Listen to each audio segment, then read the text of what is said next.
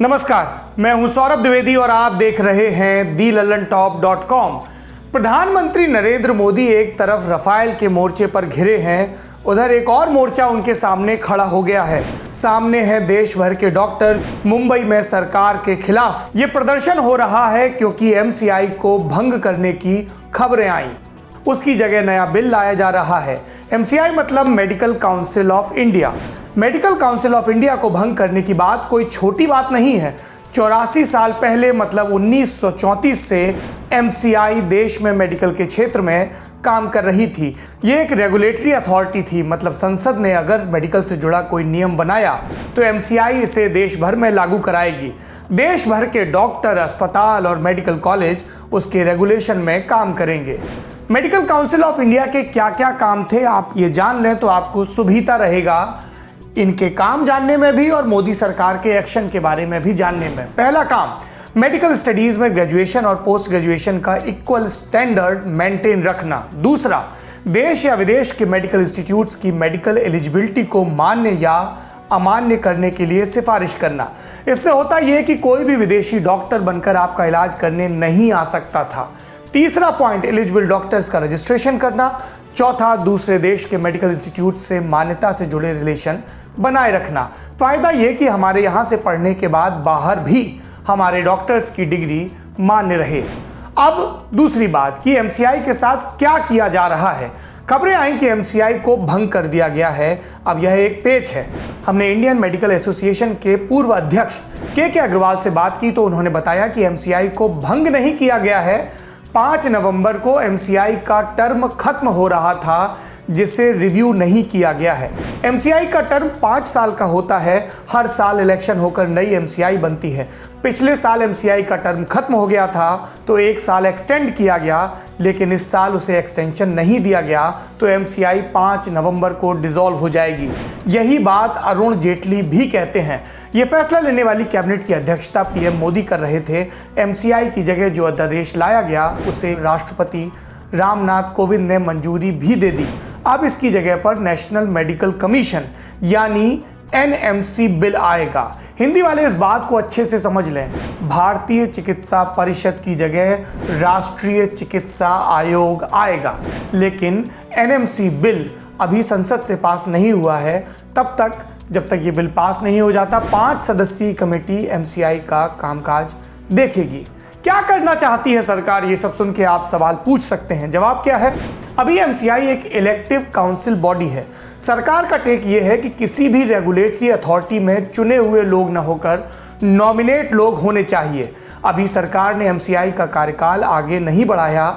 उसके पीछे की वजह यही थी कि वो नेशनल मेडिकल कमीशन बिल लाना चाहती है और ऐसा करके उसने उस दिशा में पहला बड़ा कदम बढ़ा दिया है। क्या कर रही है सरकार तो आपने जान लिया। अब ये भी जान लीजिए कि क्यों कर रही है नरेंद्र मोदी की सरकार ऐसा। जवाब है आपके भले के लिए। आज की तारीख में पूरे मेडिकल क्षेत्र में जो कुछ भी गलत है वो सिर्फ और सिर्फ एमसीआई के कारण है। कहिए कि पूरे कुएं में ही भांग घुली हुई है। आज आपको किसी भी अस्पताल में कोई भी तकलीफ झेलनी पड़ती है तो वो एक ऑर्गेनाइजेशनल समस्या तो है, लेकिन उसका मूल एमसीआई है।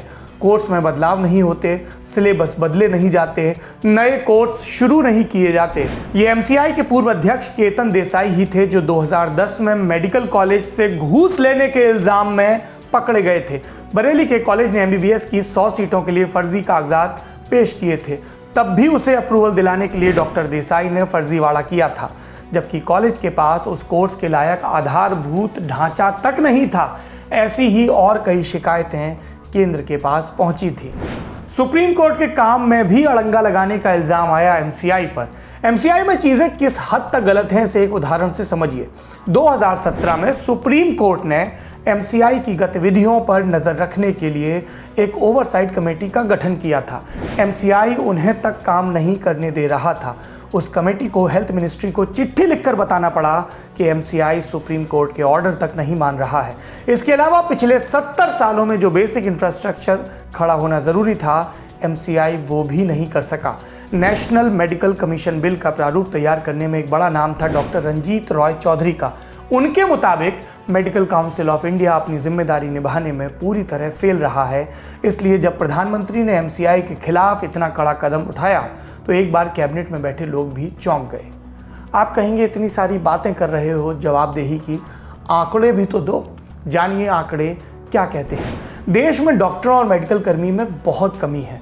नेशनल हेल्थ प्रोफाइल 2017 के मुताबिक 10,000 लोगों में एक एलोपैथिक डॉक्टर है। हर साल करीब 7 लाख नए डॉक्टरों की ज़रूरत होती है, लेकिन योग्य सिर्फ 30,000 डॉक्टर ही निकलते हैं। अब आप जान लीजिए इस मरीज के इलाज के लिए जो एनएमसी बिल लाया जा रहा है उसमें क्या है। इस बिल के मुताबिक नंबर 1, एक आयोग बनेगा जिसमें 25 सदस्य होंगे। इन्हें चुना जाएगा कैबिनेट सेक्रेटरी की अध्यक्षता में। इसमें 12 पदेन और 12 अपदेन सदस्य होंगे।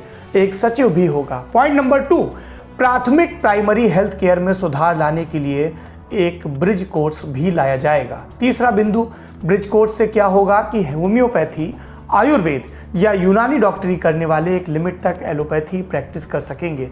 यहाँ ये भी याद रखें कि राज्यों को ये हक होगा कि वो चाहें तो दूसरे डॉक्टर्स को एलोपैथी प्रैक्टिस करने दें, चाहें तो रोक भी सकते हैं। चौथा बिंदु, देश भर में दाखिले के लिए एक ही परीक्षा होगी।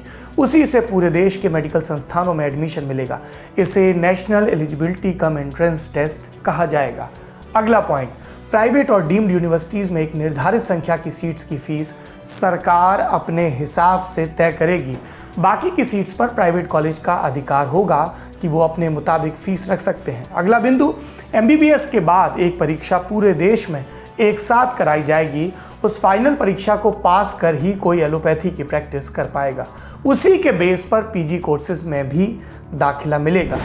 अब सवाल ये आता है कि आपने एमसीआई बता दिया, नरेंद्र मोदी का बिल भी बता दिया, डॉक्टर्स इसका विरोध क्यों कर रहे हैं ये भी जान लीजिए। पहली बात, कॉमन सेंस की बात है, ऊपर से लेकर नीचे तक सब एक ही गुण में पगे हैं। आप एमसीआई को खत्म करेंगे तो जो पूरा स्ट्रक्चर है वो टूटेगा, सबकी गड़बड़ियां सामने आएंगी। सालों से डॉक्टर्स, एमसीआई, अस्पतालों ने जो गुटबाजी और मकड़जाल तैयार किया है उस पर पानी फिर जाएगा, विरोध तो होना ही है। दूसरा बिंदु, एक कारण जो डॉक्टर बताते हैं वो ये कि अगर आप आयुर्वेद या यूनानी के डॉक्टर्स को एलोपैथी इलाज करने देंगे तो वो आयुष का क्या होगा। एलोपैथी में फ़ायदा ज़्यादा है तो हर कोई एलोपैथी इलाज ही करने लग जाएगा। आप ये कैसे देखेंगे कि दूसरे किस्म का डॉक्टर किस हद तक एलोपैथी प्रैक्टिस कर रहा है। तीसरा बिंदु, ये भी तर्क है कि जब इतना पढ़ कर भी मेडिकल नेग्लिजेंस जैसी घटनाएं सामने आती हैं तो कुछ दिन के ब्रिज कोर्स करा के आप मरीजों को खतरे में कैसे डाल सकते हैं। चौथा बिंदु, विपक्ष का कहना है, जी राजनीतिक पार्टियां भी आएंगी, कि सरकार इस बिल को हड़बड़ी में ला रही है। पांचवा, डॉक्टर्स के कई एसोसिएशन का कहना है कि इसमें सरकार का दखल बहुत होगा और ब्यूरोक्रेसी बहुत ज़्यादा बढ़ जाएगी। अब क्या, आखिरी और सबसे बड़ा सवाल, मेडिकल के क्षेत्र में नरेंद्र मोदी आयुष्मान भारत लाए तो उसकी बड़ी तारीफ हुई, लेकिन उससे ज़्यादा तारीफ उनकी इस बात के लिए होनी चाहिए कि वो एमसीआई को किनारे कर रहे हैं। एमसीआई को वहां बैठे मठाधीशों ने एक क्लब जैसा बना दिया था। वो अपनी मर्जी से एमसीआई में जो चाहे वो करते हैं। प्रधानमंत्री खुद मानते हैं कि मेडिकल क्षेत्र में माफिया की तरह काम किया जा रहा है, जिसे खत्म करने के लिए एमसीआई का हटना और उसकी जगह एक नई व्यवस्था का आना जरूरी था। विरोध में कुछ लोग ये कह रहे हैं कि सरकार वहां भी अपने लोग बैठाना चाह रही है। इस आधार पर सरकार के फैसले को कम कर नहीं आंकना चाहिए। ये महज आरोप हैं, जबकि सच ये है कि एमसीआई में चीज़ें इस हद तक गड़बड़ हैं कि उसके हटने में ही सबकी बेहतरी है। ये तो थी एमसीआई पर हमारी खबर विस्तार से, बड़ी खबर विस्तार से। अब आपकी बारी है, कमेंट बॉक्स में लिखकर नरेंद्र मोदी सरकार के इस फैसले के बारे में आप अपनी राय से हमें अवगत करवा सकते हैं। अगर आप YouTube पे ये वीडियो देख रहे हैं तो दी लल्लन टॉप के चैनल को सब्सक्राइब करना ना भूलें। क्यों सब्सक्राइब करें? क्योंकि आपने इतना लंबा वीडियो देखा है, इसका मतलब हमारा कंटेंट आपको ठीक लग रहा है।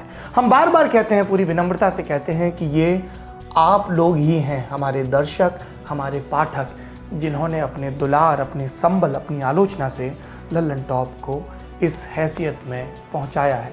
जो साथी फेसबुक पे ये वीडियो देख रहे हैं वो लल्लन टॉप के पेज को लाइक करना ना भूलें। सी फर्स्ट के ऑप्शन को भी ज़रूर क्लिक करें ताकि आपको ये शिकायत ना रहे कि लल्लन टॉप की सब खबरें मुझे क्यों नहीं मिलती हैं।